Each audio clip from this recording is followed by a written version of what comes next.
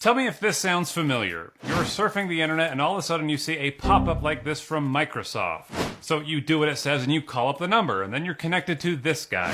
Thank you for calling support. This is Adam Smith. How may I help you today? Now, these scammers aren't going to help you with your computer. They're going to scam you out of everything that they can. But what would happen if I managed to take over their system for a week without them even knowing about it? What if I had access to their software and can receive calls just like them, but instead of scamming the people calling in, I would save them? It's a scam. You need to hang up on them and just ignore them, okay? That'd probably hurt their business and get them pretty riled up. You are an idiot, you know?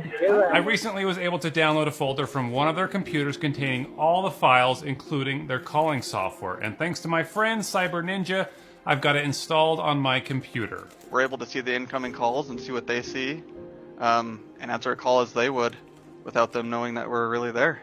Now, during COVID, a lot of these scammers would work from home and log in remotely with their laptops to take calls from victims.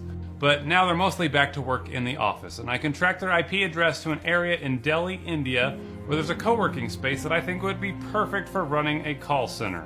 And I have the logins and passwords for all 30 agent IDs. But before I log in, I want to give you a rundown on how this scam works, because I also managed to find the script that these agents rely on. First, the victim calls in and tells the agent that he's got an error on his screen. Now, these scammers create pop-ups using ads, or they create fake websites that you'll stumble across if you type in the wrong domain. The scammer asks you all the typical questions, and then they eventually tell you that you've been hacked. It's a clear case of hacking which has taken place in your device in last 48 hours. And then he tells you to download UltraViewer so he can get into your computer. Hit on that green download and you can see a file downloading with the name of UltraViewer.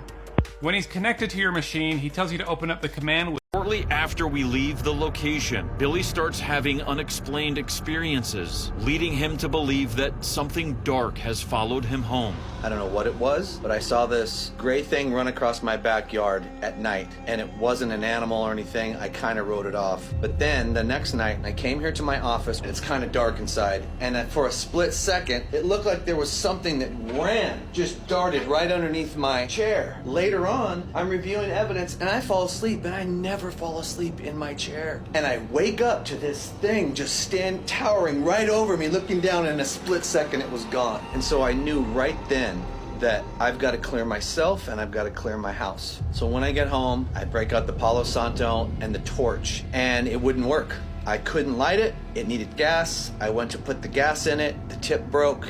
Everything was just happening, one thing after another, for me not to be able to light this Palo Santo wouldn't clear my house. So I finally get the torch lit, and I get this insane pain right here in my cheek, like someone stabbed me. So my first instinct was to go like this, but I had that hot torch in my hand and I burned my cheek.